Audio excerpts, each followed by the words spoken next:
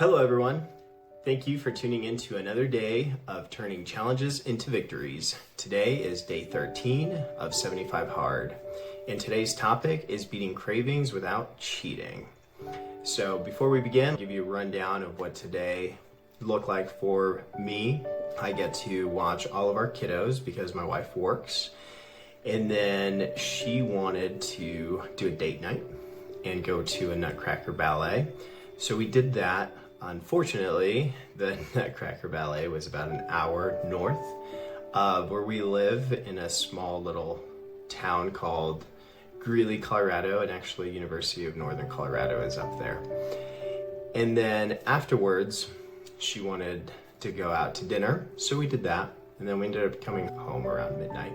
And the difficulty with going out to restaurants or driving by restaurants is that a lot of times you're presented with menus, and sometimes these menus have pictures, or maybe it's a craving or something that you've eaten quite a bit over the past many years. And so we ended up going to IHOP of all places. We kind of have a tradition of going to IHOP. My wife just really enjoys it. I loved the cinnamon pancakes when I was younger, and we would go with my family, and it just kind of brings back those memories of how much I enjoyed them. It's really easy to just fall into that temptation of one small bite or one meal is not going to deviate me from the bigger picture, but the reality is it's a real slippery slope. So before we dive any deeper into it, I just want to give a rundown of what my workouts looked like today. So I ended up doing a Peloton workout, a 45-minute endurance ride on the Peloton. And then for our outdoor workout, after we got back from the play, my wife and I ended up going out for a walk around the neighborhood.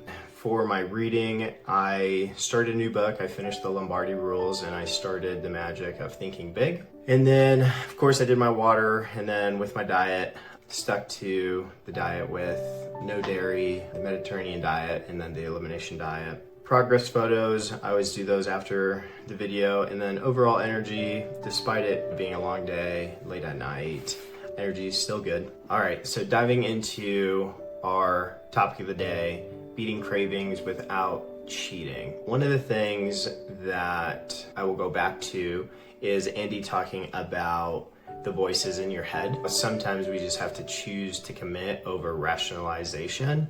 It's really easy to focus on the negative pieces instead of focusing on the positive pieces. And so what I mean by that is going back to my earlier example of just one bite. It's not going to derail my progress, or I can just get back to my diet starting tomorrow. A lot of times we choose to focus on the negative piece of I can't have, in my case, the cinnamon pancakes. I can't have sweets. I can't. And so it's a lot of I can'ts instead of focusing on what I can have and the positives that are coming with it. So while I can't have those cinnamon pancakes, over the last 2 weeks, I've been able to have a lot more energy. My rest, even though my sleeping hours have been less, have been a lot more restful. I've had a lot more energy, and all of that is thanks to the foods that I have been able to eat.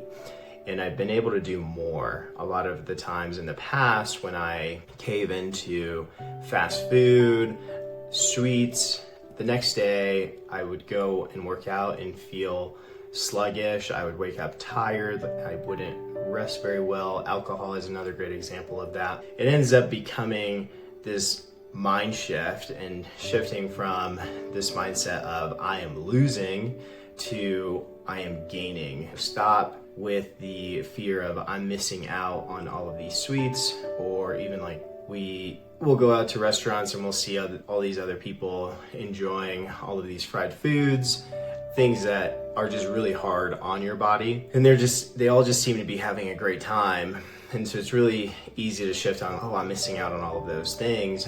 But the reality is you can still enjoy the company of other people. You can still do all of those things. It's just making those small decisions, because in the long run, your gains are greater than those quick satisfactions.